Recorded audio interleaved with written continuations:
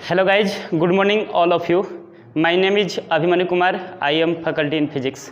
हाँ तो मेरे प्यारे दोस्तों, आइए आज आप लोगों को समक्ष मैं क्रैश कोर्स का लेक्चर्स नंबर 1 जो कि ऑप्टिक्स को स्टार्ट करने वाला हूं, जो कि बोर्ड एग्जाम तथा कम्पिटिटिव एग्जाम के व्यू से देखा जाए तो आपका ऑप्टिक्स से अधिकतर क्वेश्चंस आपका रहता है, जो कि ऑप्टिक्स का हम लेक्चर्स बाय वीडियो आप लोगों को आप प्रोवाइड करते रहेंगे।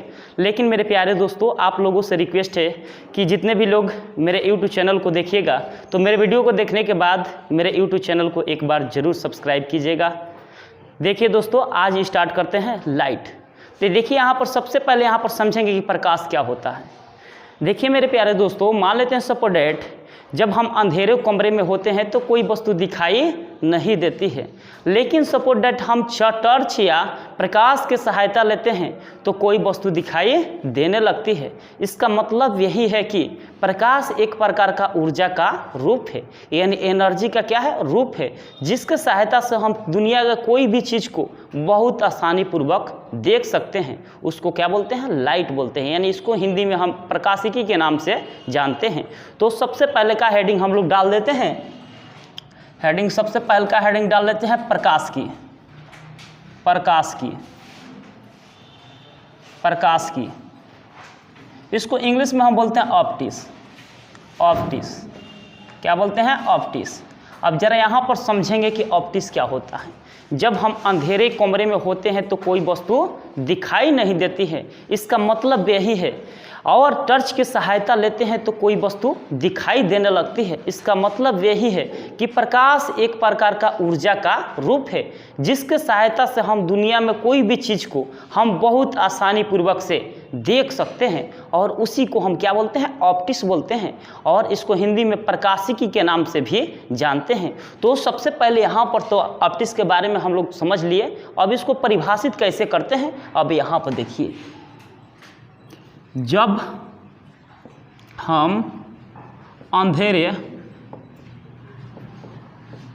कमरे में होते हैं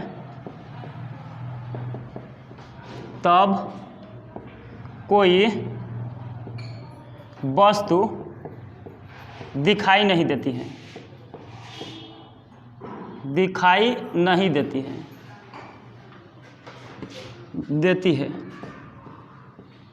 देती है। इसका मतलब जब हम अंधेरे कमरे में होते हैं to कोई वस्तु दिखाई नहीं देती है। इसका मतलब लेकिन प्रकाश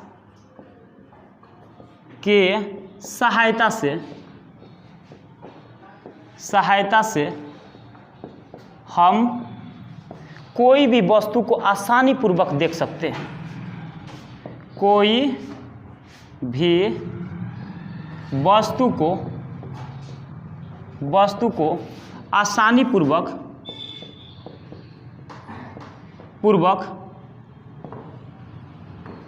देख सकते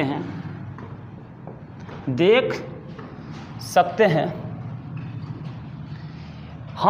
जब हम अंधेरे कमरे में होते हैं तो कोई वस्तु दिखाई नहीं देती है, लेकिन प्रकाश के सहायता से हम कोई भी वस्तु को आसानी पूर्वक देख सकते हैं।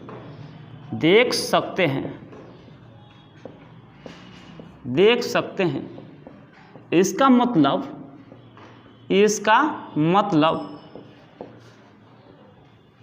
प्रकाश एक प्रकार का ऊर्जा का रूप है। प्रकाश एक प्रकार का ऊर्जा का रूप है, जिसके सहायता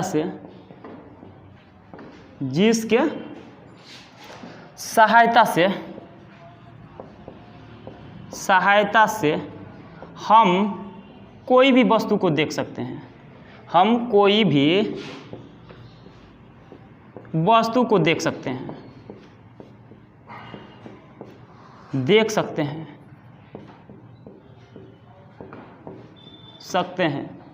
तब उसे हम प्रकाश की कहते हैं।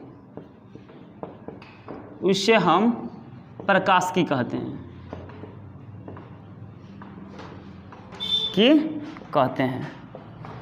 आप देखिए यहाँ पर ऑप्टिक्स क्या होता है, जब हम अंधेरे कमरे में होते हैं तो कोई वस्तु दिखाई नहीं देती है, लेकिन सपोज दैट जब टॉर्च और लाइट के सहायता लेते हैं और टॉर्च और लाइट के सहायता लेने के बाद आप कोई भी वस्तु को बहुत आसानी पूर्वक देख सकते हैं, तब उसको हम बोलते हैं प्रकाश की। इसका मतलब यही होता है कि प्रकाश जो होता है यह एक ऊर्जा का रूप होता है, और ऊर्जा के रूप होने के बदौलत ही हम दुनिया में जितने भी सबस्टांस है और उस सबस्टांस को बहुत आसानी पूर्वक और बहुत ईजिली सा हम लोग देख पाते हैं, तब उसको हम बोलते हैं ऑप्टिक्स के नाम से जानते हैं। अब प्रकाशिकी के बारे में तो आप लोगों ने देख लिया कि ऑप्टिक्स क्या होता है। जब हम अंधेरे कमरे में होते हैं तो कोई वस्तु दिखाई नहीं देती है, लेकिन सपोज दैट लाइट या टॉर्च के सहायता से हम कोई भी वस्तु को देखते हैं तो वस्तु दिखाई देने लगती है। इसका मतलब यह है कि प्रकाश होता है जो एक ऊर्जा का रूप होता है, यानी एनर्जी का रूप होता है, और उसी एनर्जी के रूप को हम क्या बोलते हैं, प्रकाश की बोलते हैं। क्या बोलते हैं, प्रकाश की। और जितने भी लोग अगर नोट नहीं किए हैं तो इसको नोट कर लीजिए बहुत आसानी पूर्वक से। अब देखिए यहाँ पर प्रकाश के अंदर से बहुत सारे क्या निकलती है, किरणें निकलती है, और उस किरणों को हम रे ऑफ लाइट के नाम से भी जानते हैं, यानी प्रकाश किरण के नाम से भी हम उसको जानते हैं।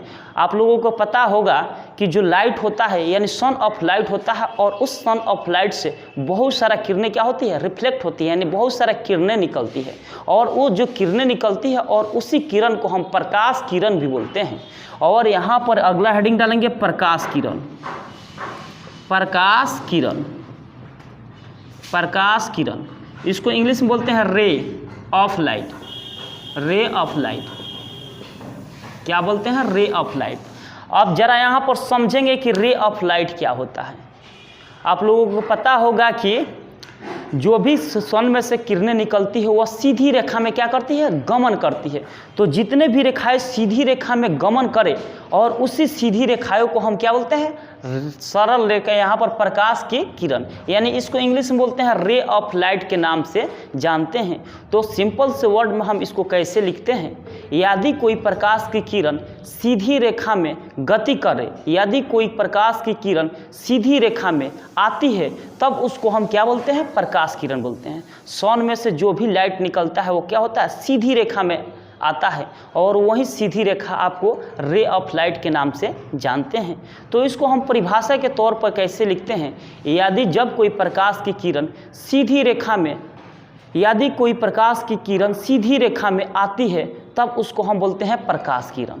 तो यहाँ पर कैसे परिभाषित करेंगे, जब कोई प्रकाश के किरण, जब कोई प्रकाश की किरण सीधी रेखा में,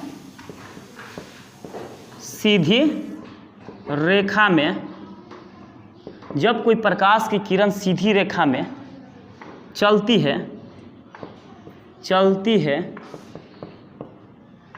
है तब उसे हम प्रकाश किरण कहते हैं। प्रकाश किरण कहते हैं, किरण कहते हैं,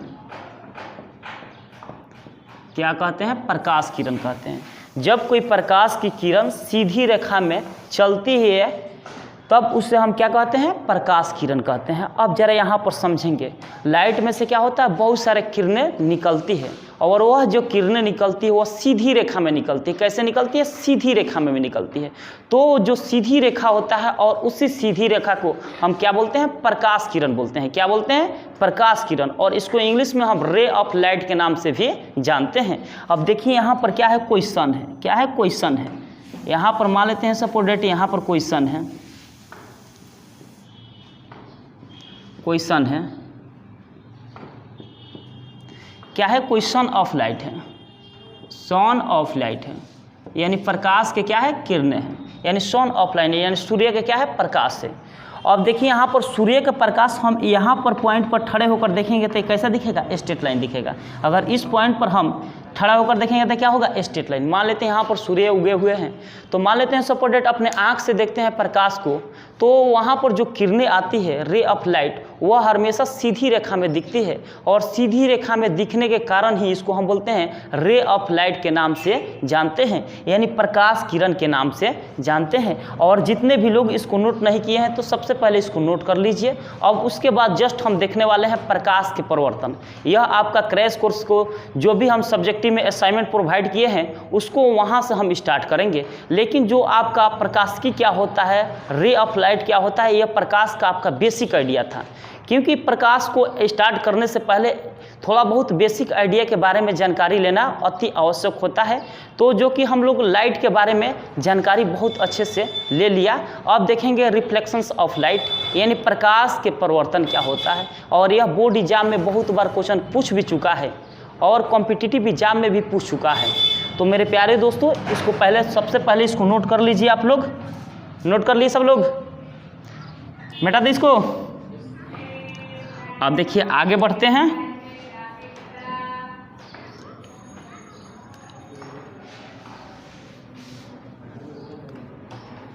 अब देखिए, आप देखने वाले हैं प्रकाश के परिवर्तन। क्या देखने वाले हैं, प्रकाश के परिवर्तन। अब आपका प्रकाश के परिवर्तन, प्रकाश के परिवर्तन, इसको इंग्लिश में बोलते हैं reflection of light, reflection of light. अब देखिए यहाँ पर प्रकाश के परिवर्तन क्या होता है। सबसे पहले यहाँ पर आप लोग हेडिंग डाल दीजिए, उसके बाद हम जस्ट समझेंगे कि प्रकाश के परिवर्तन क्या होता है। जितना भी पढ़ाएंगे आप लोगों को यहीं पे याद हो जाएगा। सबसे पहले का हेडिंग क्या जानना है, डाल दीजिए प्रकाश के परिवर्तन, इसको इंग्लिश में बोलते हैं रिफ्लेक्शंस ऑफ लाइट। अब जरा यहाँ पर समझेंगे कि प्रकाश के परिवर्तन क्या होता है। यहाँ पर आप लोगों को पता होगा कि सूर्य के अंदर से बहुत सारे किरणें निकलती हैं, और वह किरणें किसी अवरोध से टकराकर, मान लेते हैं किरणें निकलेगी तो यहाँ पर मान लेते हैं दीवार है, तो दीवार क्या है, कोई अवरोध है, और इस दीवार से किरणें आकर टकराएगी, और टकराने के बाद फिर उसी माध्यम में लौट जाती है। तो अब इसी घटना को हम क्या बोलते हैं, प्रकाश के परिवर्तन। क्या बोलते हैं, प्रकाश के परिवर्तन। तो सिंपल से वर्ड में हम क्या लिखते हैं, जब कोई प्रकाश की किरणें पालिश की हुई सतह पर पड़ती है तो उस पालिश की हुई सतह से टकराकर पुनः उसी माध्यम में आपस लौट जाती है। इसी घटना को क्या बोलते हैं, प्रकाश के परिवर्तन बोलते हैं। जब कोई जब प्रकाश की किरणें इधर से आएगी तो यहाँ पर क्या है, दीवार है, तो दीवार से टकराएगी, तो दीवार से टकराने के बाद फिर उसी माध्यम में क्या होगी, रिफ्लेक्ट हो जाती है, यानी आपस लौट जाती है। तो आपस लौटने की जो घटना होती है, और इसी घटना को हम रिफ्लेक्शंस ऑफ लाइट यानी प्रकाश के परिवर्तन के नाम से जानते हैं। जो कि अपने आप से प्रैक्टिकल लाइफ में आप देखते होंगे कि यहाँ पर मान लेते हैं कोई सबस्टांस रख दीजिए, और सबस्टांस रखने के बाद यहाँ पर लाइट किरणें फ्लो कराइए, और फ्लो कराने के बावजूद यहाँ पर कोई अवरोध को रख दीजिए, तो लाइट किरणें यहाँ पर इस अवरोध पर पड़ेगी, तो उस अवरोध से सबसे पहले टकराएगी, और टकराने के बाद क्या होगी, फिर उसी माध्यम में रिटर्न हो जाएगी। तो इसी घटना को, जो रिटर्न होने की घटना होती है, और इसी घटना को हम रिफ्लेक्शंस ऑफ लाइट यानी प्रकाश के परिवर्तन के नाम से जानते हैं। तो सबसे पहले यहाँ पर परिभाषा कैसे देंगे, उसके बाद हम समझेंगे। यहाँ पर लिखेंगे, जब कोई प्रकाश की किरणें, जब कोई प्रकाश की किरणें, जब कोई प्रकाश के किरणें पॉलिश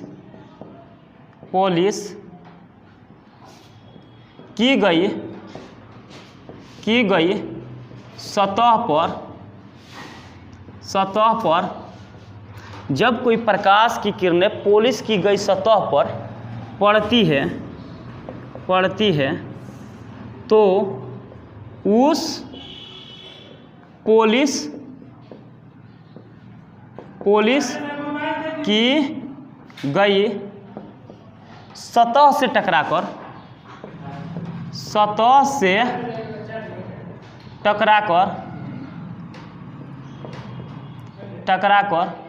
पुनः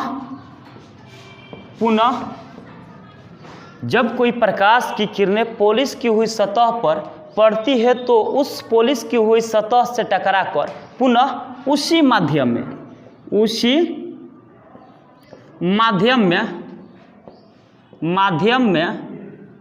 आपस लौट जाती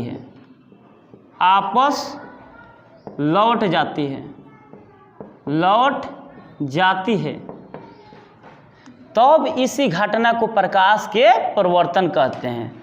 तब इसी घटना को प्रकाश के प्रवर्तन कहते हैं। प्रकाश के प्रवर्तन कहते हैं।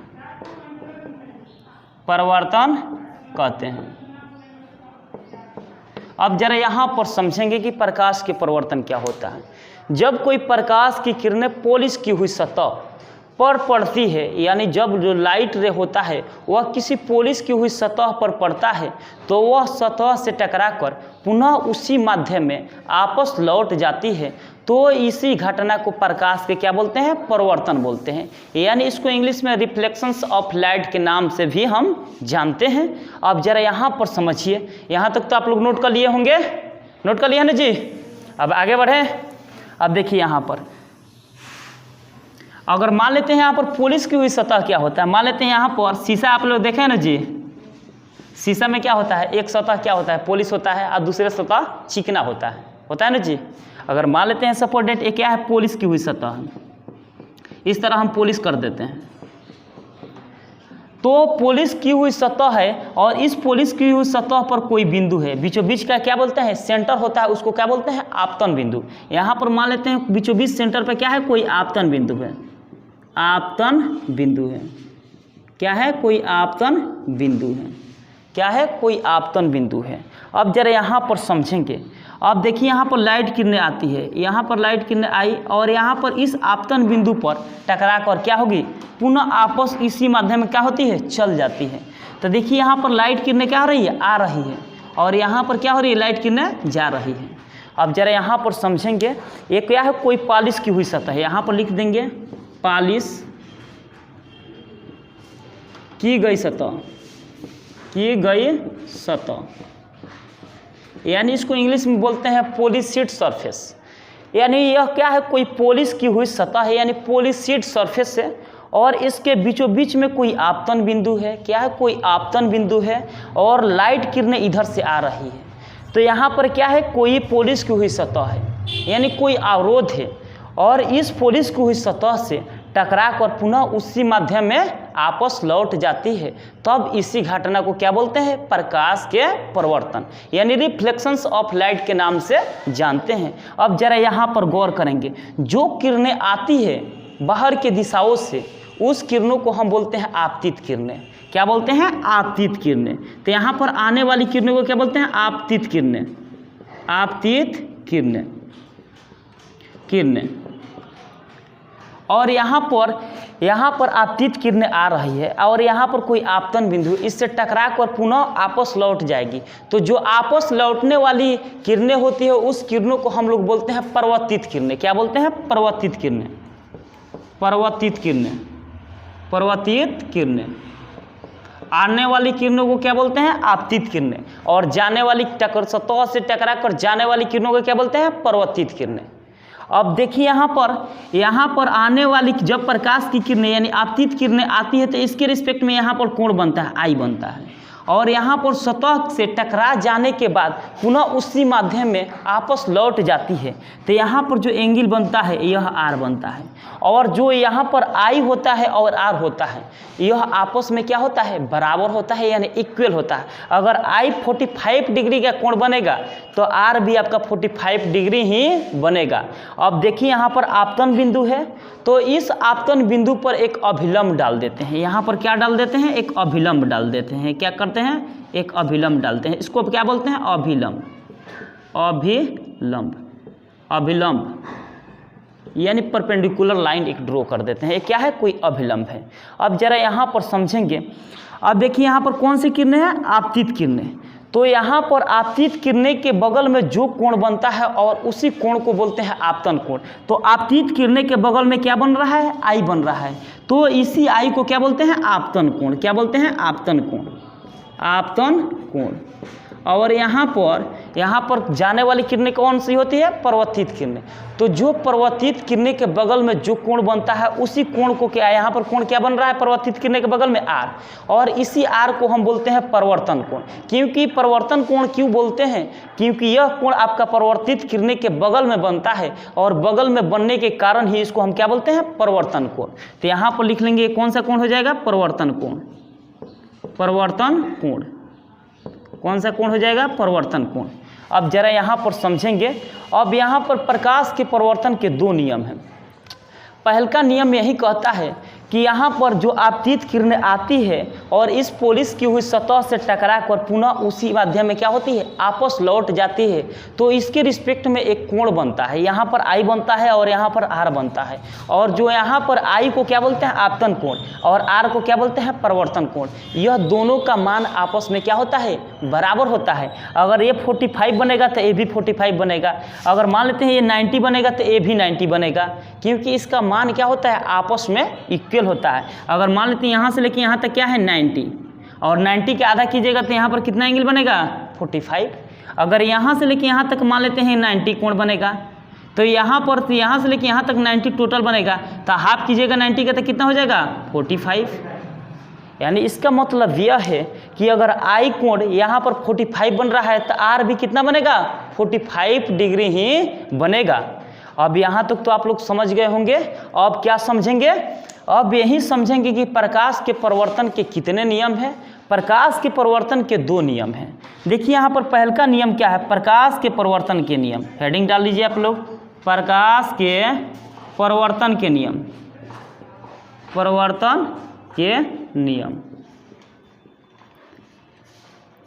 प्रकाश के परावर्तन के नियम को इंग्लिश में बोलते हैं लॉ ऑफ रिफ्लेक्शंस।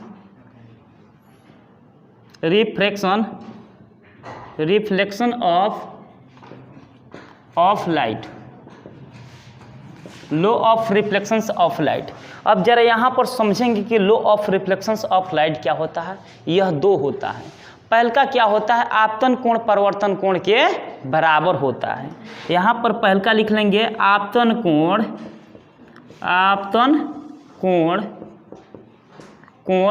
परावर्तन कोण के बराबर होता है। कोण के बराबर होता है।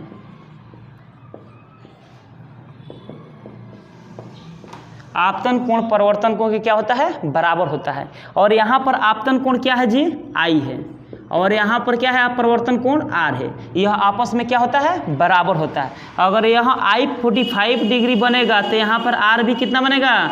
45 डिग्री ही बनेगा। अब यहाँ तक तो पहल का नियम तो आप लोग जान गए होंगे कि जो यहाँ पर आई एंगल बनता है और यहाँ पर जो आर एंगल बनता है और इस आई एंगल को हम बोलते हैं आपतन कोण और यहाँ पर आर एंगल को हम बोलते हैं परावर्तन कोण। और जो यहाँ आपतन कोण और परावर्तन कोण होता है यह दोनों आपस में बराबर होता है। अब जरा यहाँ पर सोचिए ये 45 आई बन रहा है तो ये भी आर भी क्या बनेगा? 45 डिग्री ही बनेगा। इसका मतलब यह है कि यहाँ पर जो आने वाली किरणें होती है इस किरणों को बोलते हैं आपतित किरणें और आपतित किरणें के जस्ट बगल में जो कोण बनता है इसको बोलते हैं आपतन कोण। जाने इस सतह से टकरा कर किरणें क्या हो जाती है? बाहर दिशाओं में चली जाती है। तो जो आपतित परावर्तित किरणें के बगल में बनने वाला कोण को बोलते हैं परावर्तन कोण। यहाँ पर परावर्तन कोण क्या है? आर है। और आपतन कोण और परावर्तन कोण यह आपस में क्या होता है? बराबर होता है। अब यहाँ तक तो आप लोग सीख गए होंगे। अब देखिए एक बार फिगर को और समझा देते हैं, उसके बाद ऑटोमेटिक आप लोग समझ जाइएगा। अब देखिए यहाँ पर फिगर को समझा देते हैं, उसके बाद समझ जाइएगा। यहाँ पर मान लेते हैं सपोज डेट कोई पॉलिश की हुई सतह है। क्या है? कोई पॉलिश की हुई सतह है और उस पॉलिश की हुई सतह पर प्रकाश की किरणें क्या होती? आती है और वहाँ पर बीचों बीच सेंटर को बोलते हैं आपतन बिंदु। तो उस पॉलिश की हुई सतह से टकराकर पुनः उसी माध्यम में क्या होती है? आपस लौट जाती है। तो आपस लौट जाती है तो वहाँ से लाइट रे आती है तो आने वाली किरणों को बोलते हैं आपतित किरणें। और जो सतह से टकरा कर पुनः उसी माध्यम में लौट जाती है, इस किरणों को बोलते हैं परावर्तित किरणें। और यहाँ पर आपतित किरणें के बगल में जो कोण बनता है और उसी कोण को बोलते हैं आपतन कोण, और परावर्तित किरणें के बगल में जो कोण बनता है उसको हम बोलते हैं परावर्तन कोण। और जो आपतन कोण और परावर्तन कोण होता है यह दोनों आपस में बराबर होता है। तो यहाँ पर लिखे हैं कोण आई बराबर कोण आर के हमेशा इक्वल होता है, यानी बराबर होता है। अब देखिए यहाँ पर दूसरा का कॉन्सेप्ट क्या है, यहाँ पर तो नोट कर लिए होंगे, अब इसको मिटा देते हैं। अब दूसरा का नियम क्या है आप लोग नोट कर लीजिए, प्रकाश के परिवर्तन के नियम। अब देखिए यहाँ पर दूसरा का नियम क्या है।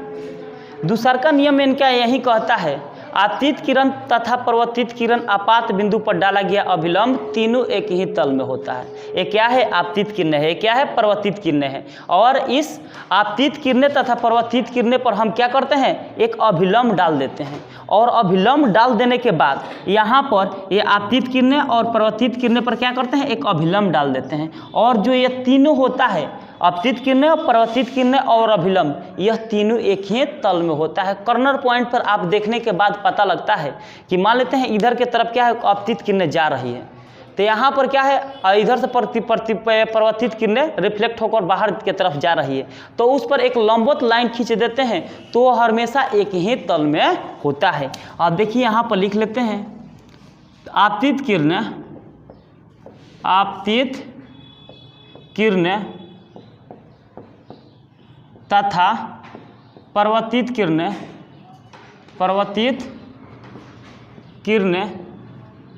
आपतित किरणें तथा परावर्तित किरणें आपतन बिंदु पर डाला गया अभिलंब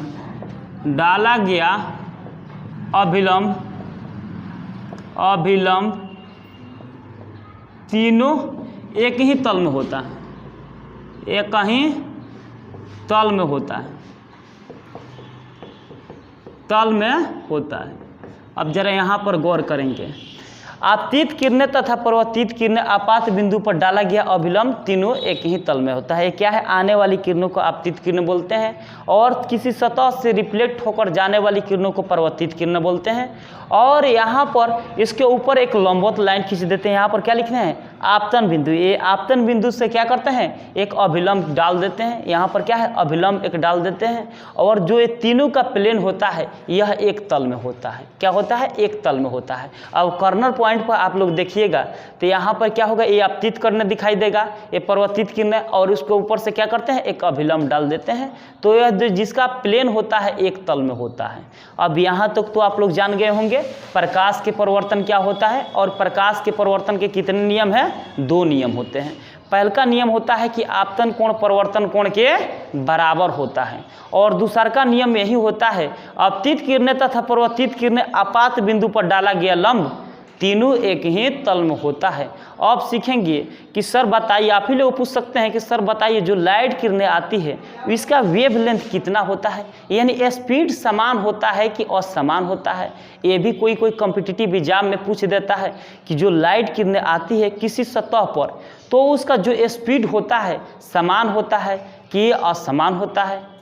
तो देखिए यहाँ पर जब प्रकाश की किरणें किसी सतह पर पड़ती, जब कोई प्रकाश की किरणें किसी सतह से आती है तो उस प्रकाश की चाल और तरंग दैर्ध्य समान और असमान भी होता है, यानी समान और असमान, यानी परिवर्तन भी हो सकता है, यानी इसका वैल्यू कभी समान नहीं हो सकता है, इसी को बोलते हैं। और जो लाइट का वेव लेंथ होता है यह 4000 से 7500 एंगस्ट्रॉन के बीच होता है। यह बहुत सारा कॉम्पिटिटिव एग्जाम में पूछ चुका है कि लाइट का वेव लेंथ क्या होता है, बिहार बोर्ड में पूछ चुका है। 4000 से 7500 एंगस्ट्रॉन के बीच में प्रकाश का वेव लेंथ होता है। आप देखिए यहाँ पर नोट में लिखेंगे, नोट में हम लोग लिख लेंगे प्रकाश की चाल, प्रकाश की चाल आवृत्ति चाल तथा आवृत्ति समान तथा परिवर्तित होता है।